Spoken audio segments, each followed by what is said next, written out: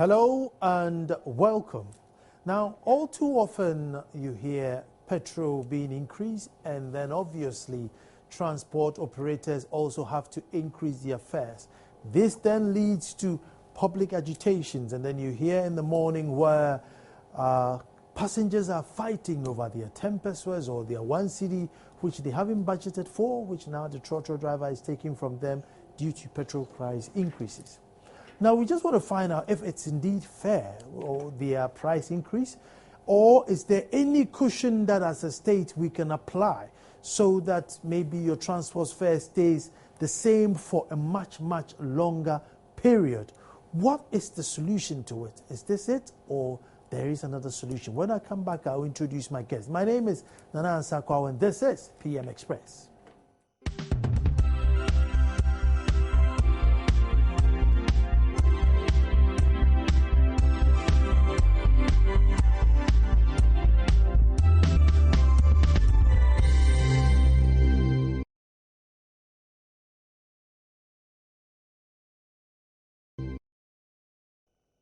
Hello, and the issue is our public transport system, and we're going to extend it to petrol price increases and fare increases, which definitely agitate us. You know, we always want to earn more and spend less.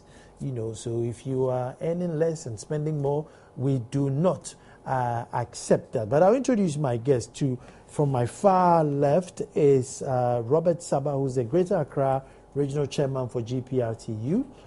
And then to my immediate left is Cecil Gabra, who's a transport consultant. So he's definitely going to give us some education today.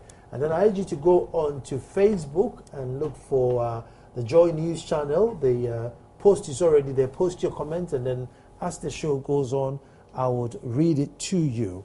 I think there's an insert. So I'll play an insert of some passengers who are agitated about their fares, and then we'll set the tone for the discussion.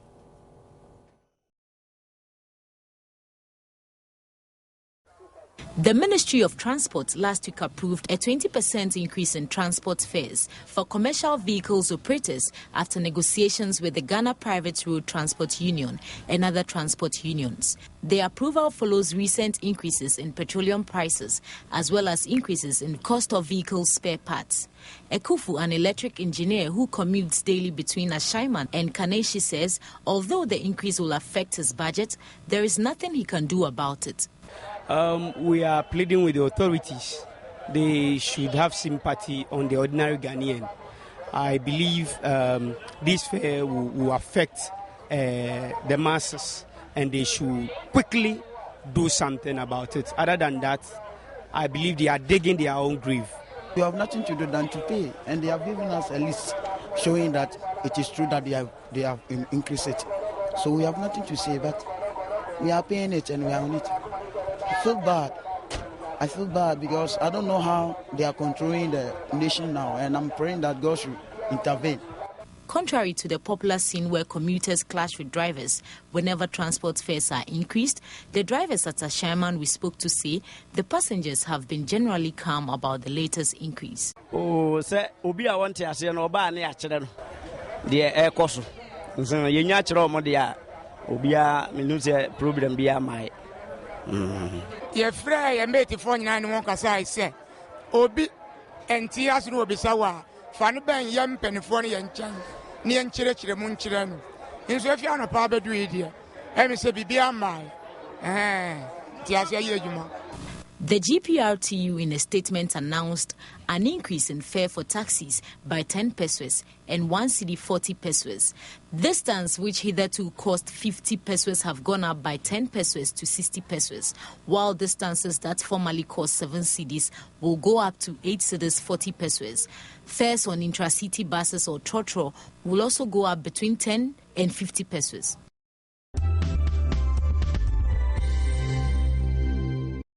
So that was newspaper. Let me go straight to Robert. Do you think passengers are now getting used to that?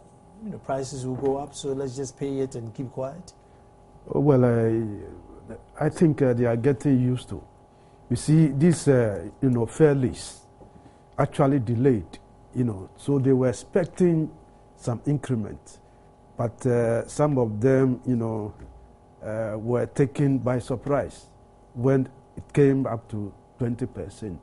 Even though we as, transport operators, we were looking for something higher than the 20%. We made a proposal of 50% to the Ministry of Transport. But out of the bargaining, we accepted the 20% increment across board. So are you accepting 20% now, and then maybe 3 months later they'll give you another 15% to add? What was the full negotiation? Oh, well, that is not the issue. Certain components were taken into consideration. Mm-hmm. When all these components, including petrol, when they are stable or favorable, I don't think we have any justification to increase any fare.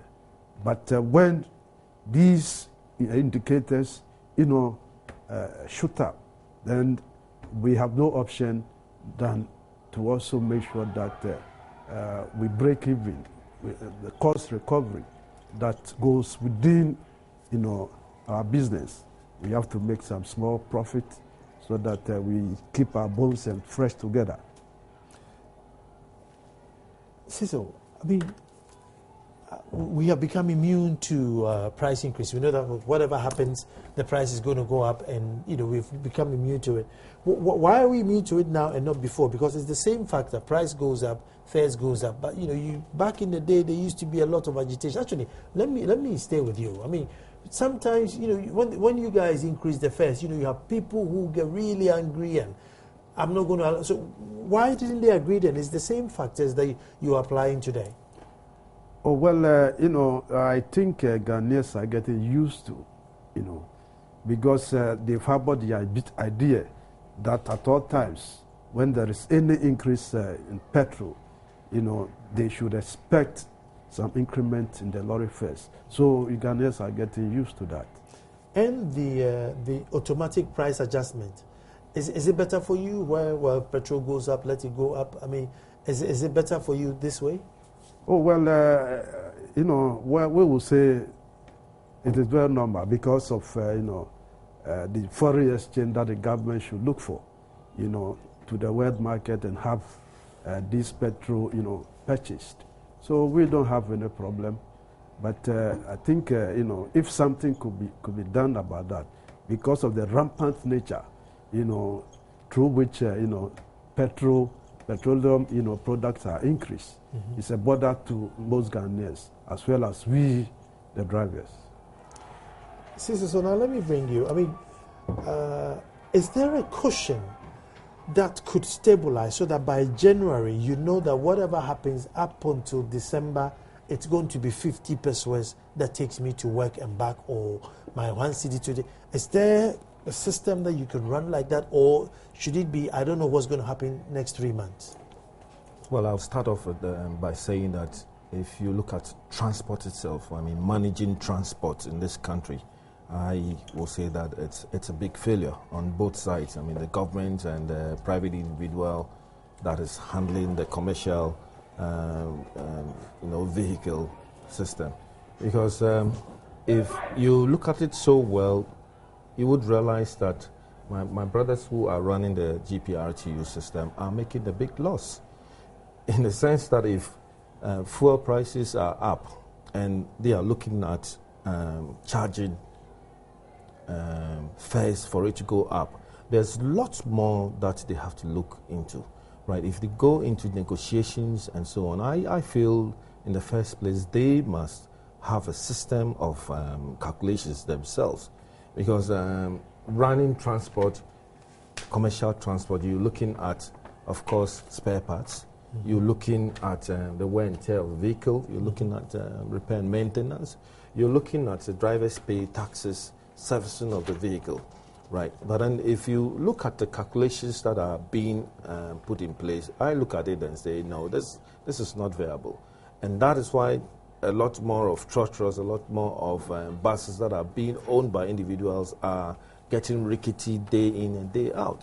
Right, now coming back to the price index, I would say for sure prices must go up for them, whether they like it or not, because, I mean, there is an increment.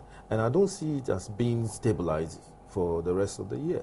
If you look at the world market itself, I mean, fuel prices keeps on rising, and occasionally it falls, and so on. So we should expect more increase at this particular time. It is the Ghanaian, just like he said, is accepting what is, curtailed in the system, that whatever be it, fuel prices will go up. Well, and then let us all agree that it is weakening our economy, not only by, the government level, but it is weakening the economy in the sense that the people itself are really suffering.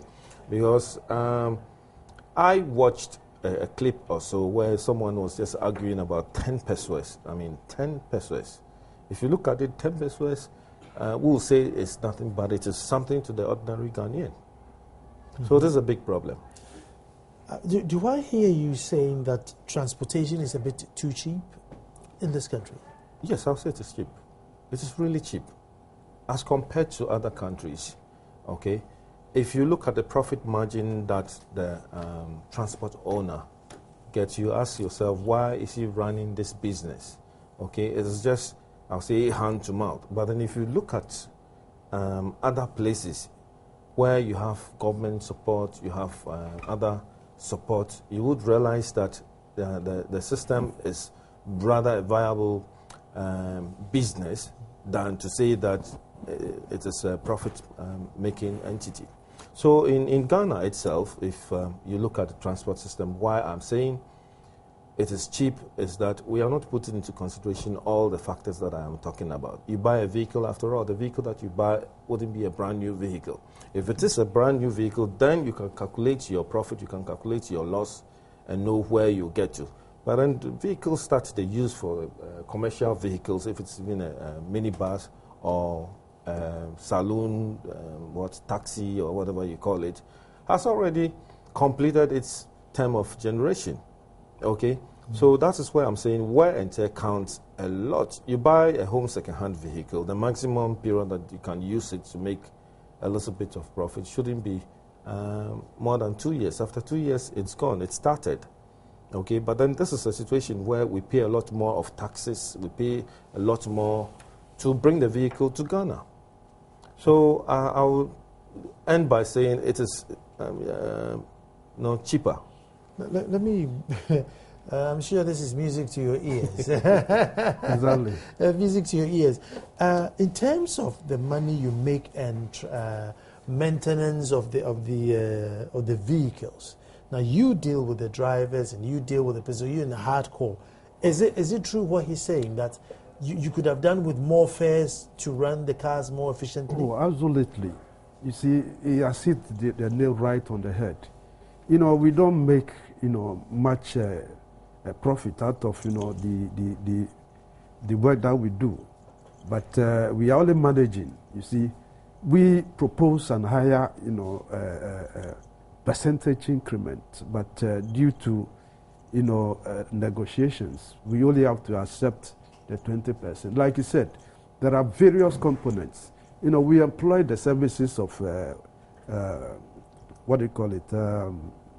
consultant who went to the market and made the survey, and it saw that, so many things had gone up, like actual cost of vehicle are shot up by 10%, vehicle income tax 100%, DVLA registration 175%, local government stickers 25%, and insurance charges 30%.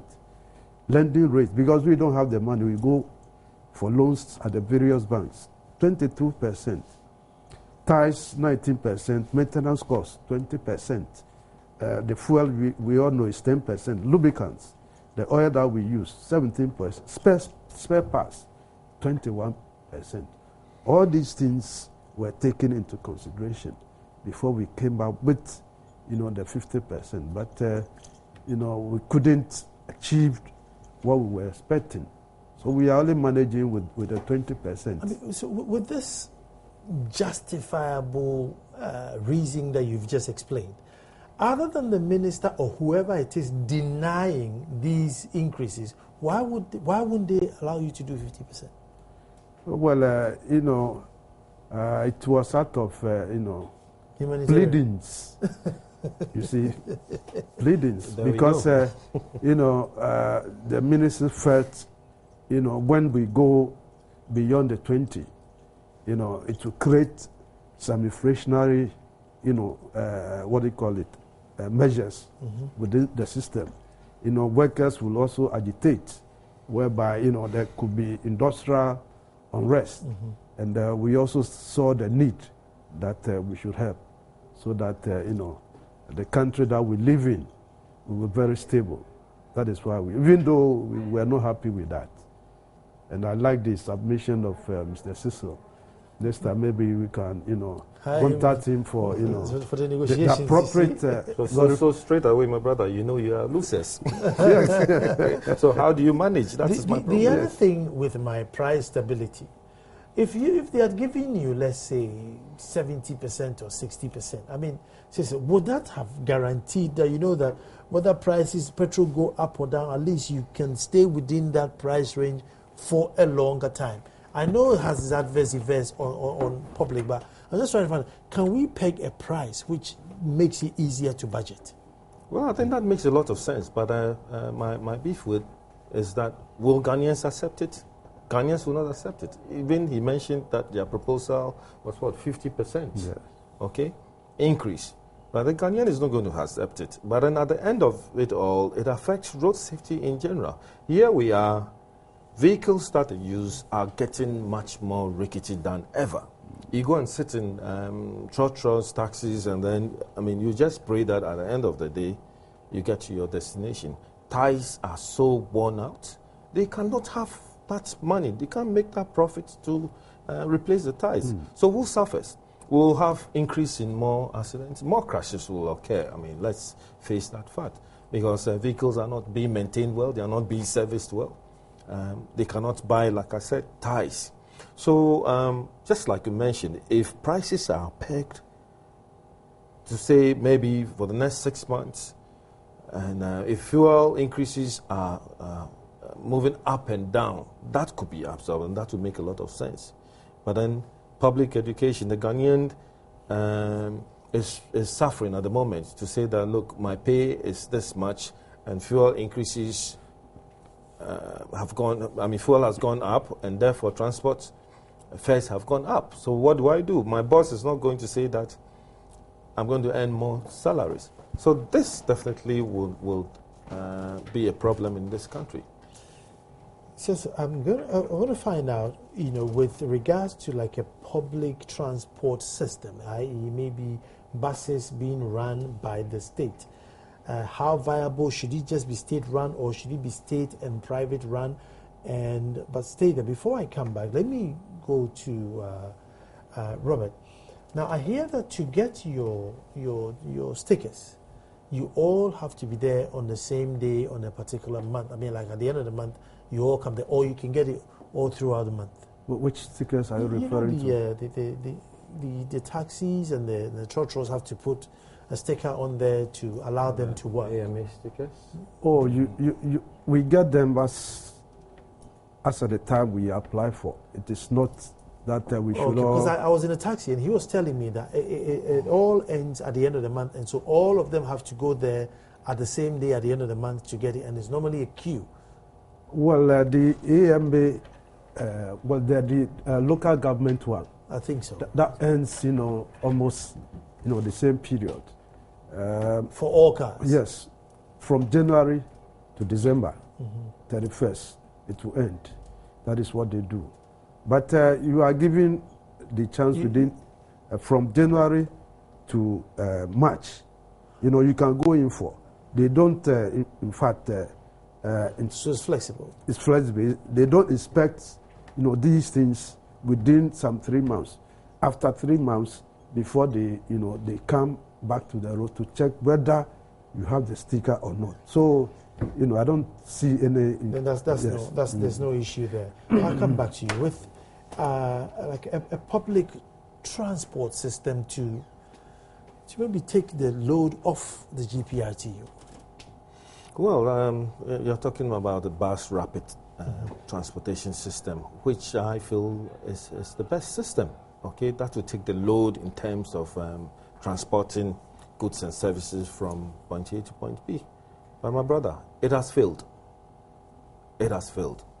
Why am I saying so? If we live in a country and then every day we are registering about 250 vehicles to use the road network that we still have, that is not expanding, then where are the buses going to pass, right? 4 or 5 years ago, we started with what's the rapid system going to come from the Western Corridor to Graphic area. My brother, it is not happening. But then every day we have over 200 vehicles being registered. Well, of course, the normal Ghanaian looks at it that if he has a vehicle, it's no more a luxury, it's a necessity. That he needs a vehicle. You and I know it. I mean, you need a vehicle to move from point A to point B. Yeah, because the trotro system will not accommodate, people like us. I'm talking about you are going for a meeting, you are well dressed, you go and sit in the trotro, you open the door, going for a meeting, then somebody will tell you that, you have palm oil in your shirt and so on, That's what I'm talking about. But coming back to what I just mentioned, well, the BRT is a failure in this country. Let us all agree. Why I'm saying so is also that it should have started from the scratch. When I was a little boy, I quite remember I sat in omnibus from South Labadi Estates to my uncle's house at Teshi Bus 17A, exactly at 3 p.m. That we closed from school and then we finished our homework and so on. Of course, those times we didn't have parked homework, right? You sit in that bus. It takes you straight to Teshi Nungwa. Okay, it's bus 17A. You alight there, play with my uncle's children and so on. Exactly 5 p.m. the bus comes to the same place, and then by the next 10-15 minutes or so, you are back to South Estate. That makes a lot of sense. That should tell you that it was well planned at that particular time. Of course, we didn't have much more vehicle. Now, if construction is being, roads are being constructed, we should look at one particular thing of creating bus lanes, okay? But then look at, for example, the Teshi road that has been constructed recently. Right, we have a big central reserve. You ask yourself, why have the road constructors done so?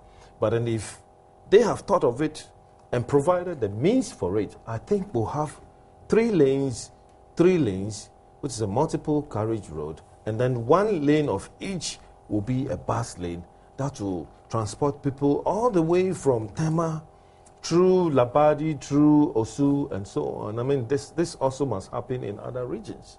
So you are talking about investment. Are we looking at the right investment in this country before we look at a BRT? So it has failed. I mean, with a BRT, even if they don't get designated lanes, can you do a system where maybe from 6 o'clock in the morning to 9 o'clock in the morning, let the buses use this lane? So that we don't need extra lanes, but just time restrictions, so that rush hour between 6 to 9 in the morning and maybe from 3 o'clock to 6 o'clock in the evening, the buses use it. Well, that's also not bad if it is planned so well. But then here you are we saying that we're going to park our vehicles somewhere? And you say we're going to park our vehicles somewhere. Where are we going to park our vehicles? So if you're looking at a very good BRT system, which is working like in the Scandinavian countries, right? You have big car parks where you and I can easily park our vehicle and say, come on, let's join the bus to, let's say, from Insawam to Accra and back and pick our vehicles somewhere. But I'm saying so now that it will not work. It has failed. More must go into construction of roads. We need much more lanes. We need to invest. However, to reduce the traffic in Accra, which I predicted on your station about 2 years ago, that Accra will be at a standstill, I am sure very soon we are getting close to it, because vehicles plying on all those roads are increasing day by day. I don't know where you live, but when I live off the Spinters Road, I've lived there for about 16 years. Those times I used only 10 minutes to get to Tatakwashi. But now, if you don't wake up at 6 o'clock, forget about it, my brother. If you set up at 6:30, you get to Tatakwashi about 8:30. What happens? Productivity level of this country will drop. And it will affect the nation in terms of growth. Let me go to Robert and then look at, divert a bit and look at driver discipline and the carnage, especially the sprinter vans. Now, what are you doing with, I don't know, education or retraining of these drivers to minimize the accidents? Oh, well, we normally talk to them at our various meetings. We also employ the services of, Road Safety Commission to educate our drivers on the need to drive appropriately. The MTTU also, assist in that, in that venture. You see, recently we sent some of our members to the MTTU, and they were able to train them. They went through the road signs and, how they should limit their speed, how they should abide by road traffic regulations. The MTU is assisting the GPRT very well in this, endeavor. But you see, as human beings, as we are, some may change, some will continue to do, what is not justified and right. See? They're not doing a very good job then, because in December the accident rates went up, and in January I think it's gone up again. So obviously MTTU and all these road safety guys, they're probably not doing a proper job, and you need to speak to them. Oh, well, you see, it is sometimes it is the attitude of the drivers. When you are spoken to, it is you who must ensure that you practice what you've been taught.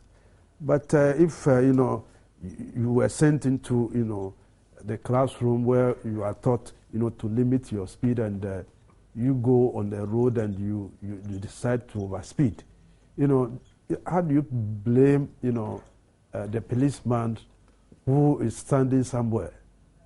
You understand it?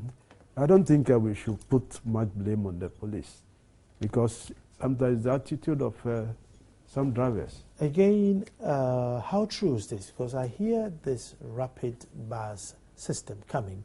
The GPRTU and your cohorts are not too happy, because when it comes, people would want to jump on it.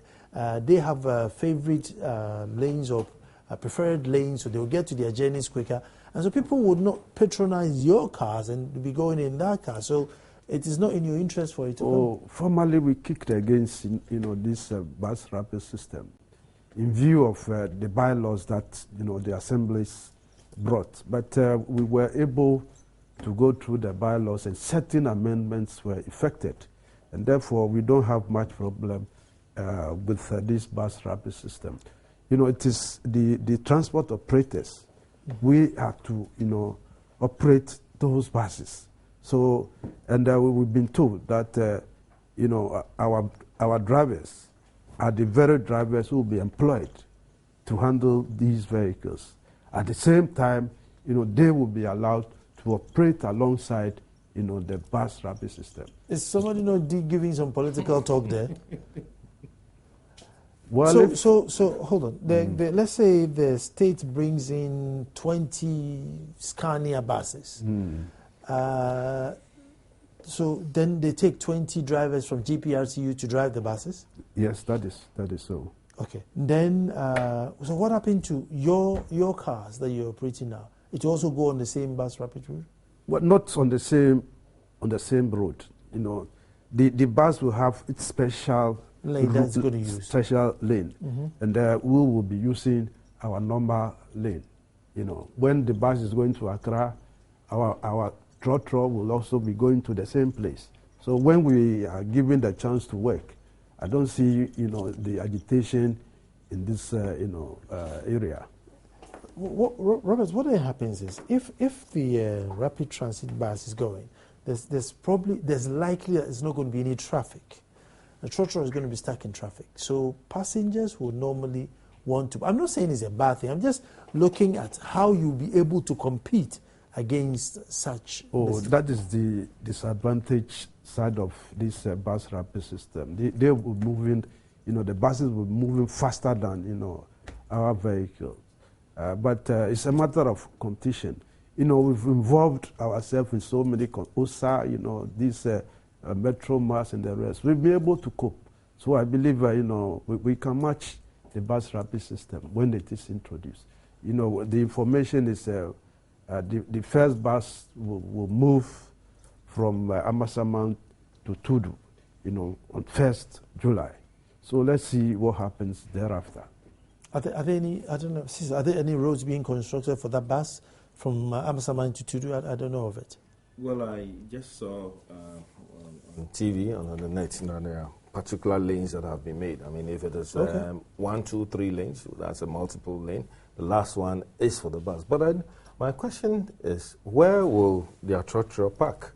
Because if it's a 2-lane road, okay, which is a dual carriage, right? If there's going to be any bus stop for them, it means that it's going to eat into the last lane that has been created for the BRT system. Mm-hmm. Okay.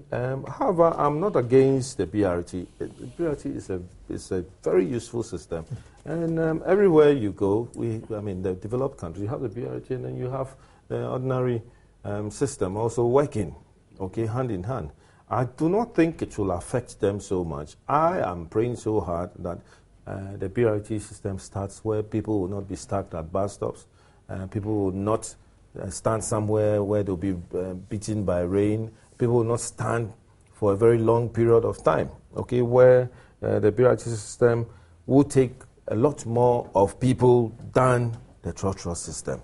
So the BRT system is good.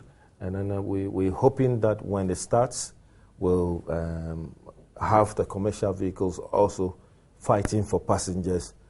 After all, what are we waiting for?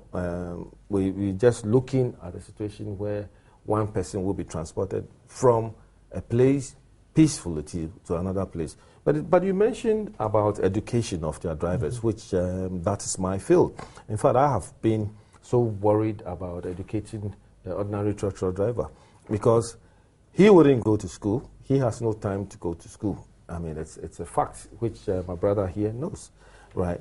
Let me take a break and come back, because the education bit is very, very important. And then we'll find out how we get about it, because the carnage on the road is just too much. When we come back, we'll find out what at all can we say to make our roads a bit safe.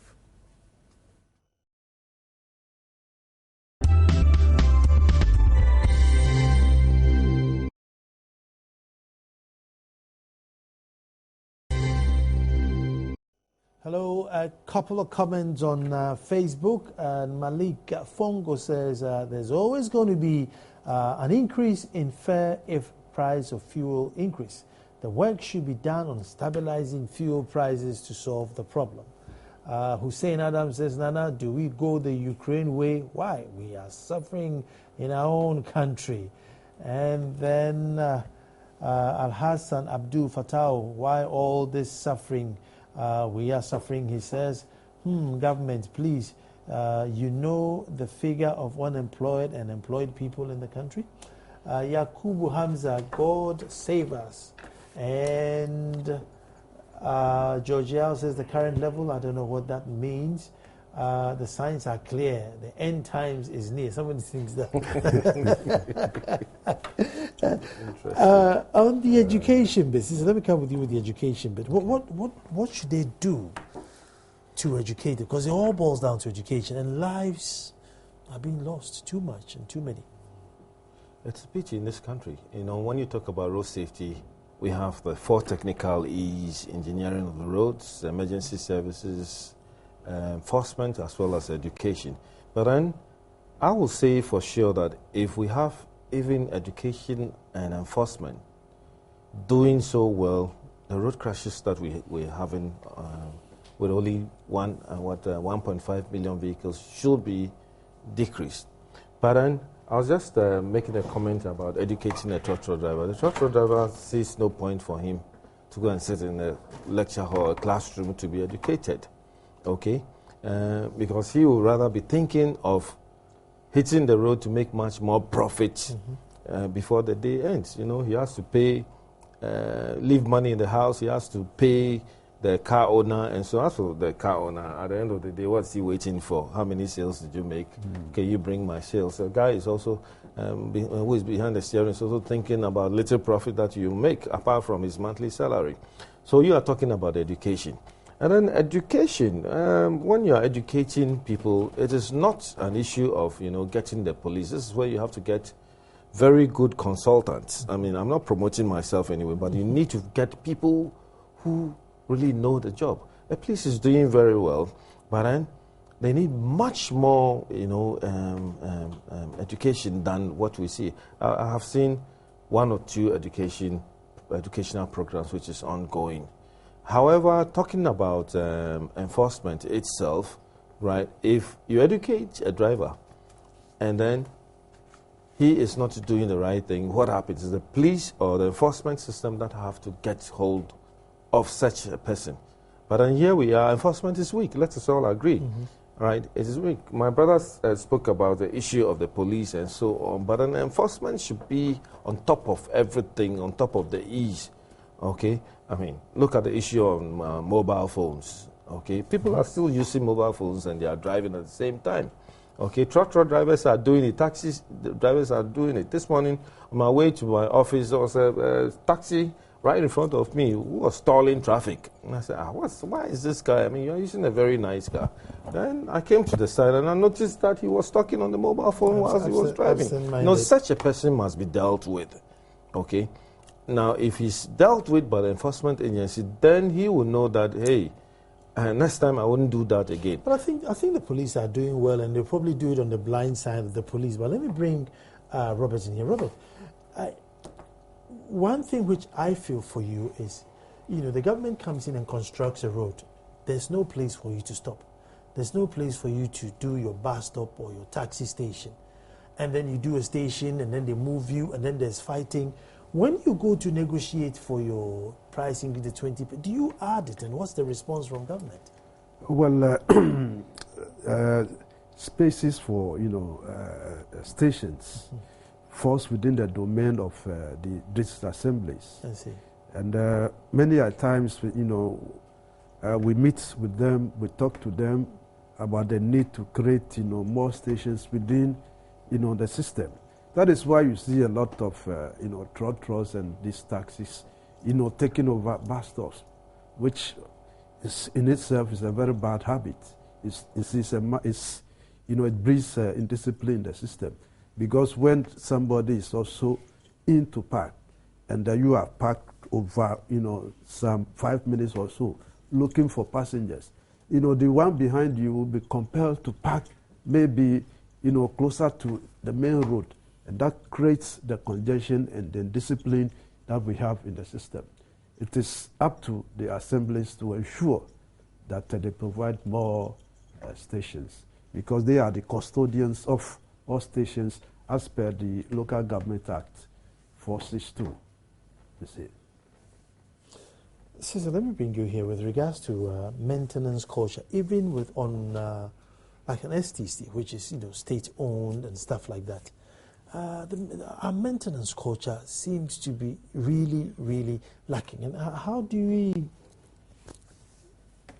You remember that, I mean, earlier on I mentioned the issue of transport owners not making much money. No, but I'm talking about the state. Okay. Because transport owners, okay, we haven't allowed them to charge. But what's the excuse on the state side of things? Well, I feel it's a big failure. I mean, that is it. Because we cannot have vehicles not maintained. I mean, buses not maintained.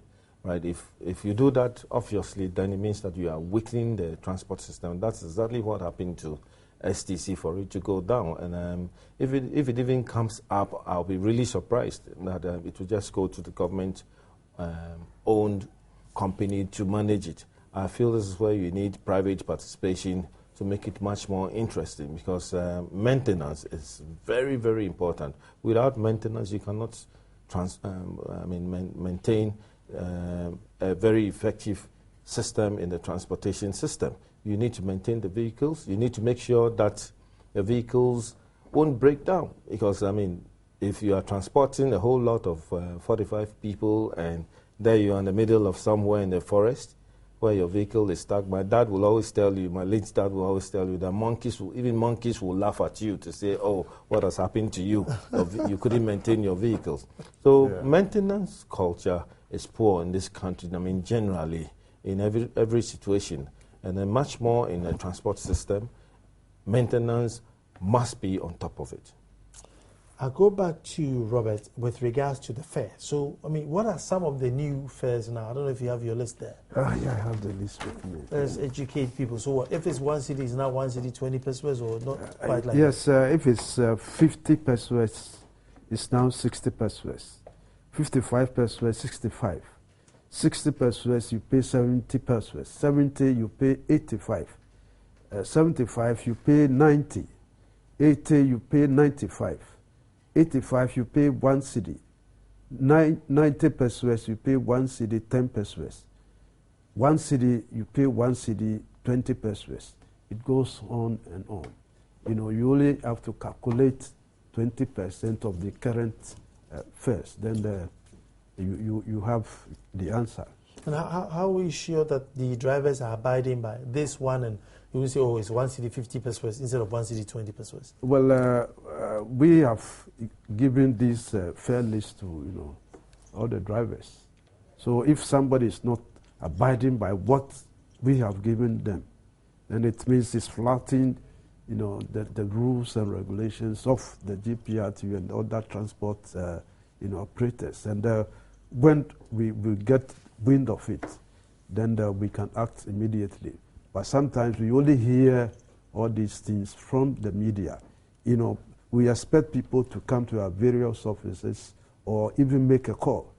Then, you know, an action can be taken. You know, we don't allow people to be cheating left and right. Gone were those days that, you know, drivers were given a chance to do the outing. But this time around, we are monitoring the activities of the drivers to ensure that they abide by, you know, the stipulated lorry fares. Once upon a time, floating drivers, are they still? That is what I was going to ask him. Yeah, are they still there, or have they all been regularized now? Oh, the floating drivers are still there. Still floating? Yeah, they are still floating. Are they also using this price? Oh, yes. You know, they have friends within the station, so they can easily get, you know, this price list, and they also charge accordingly. You see, but they are still in the system.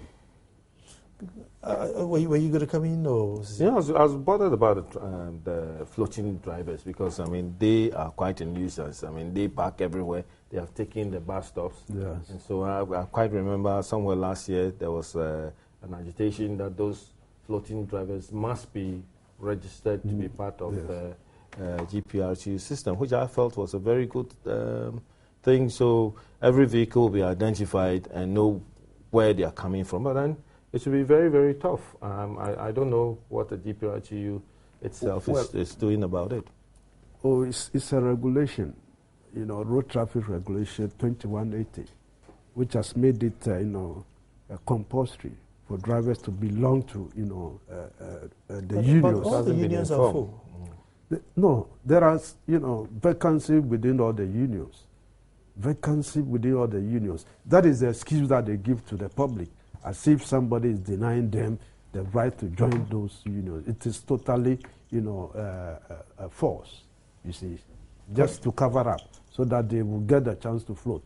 Because according to them, when they float, they earn more income than being in a queue at a station where, you know, the first come, first serve, you know, method is used.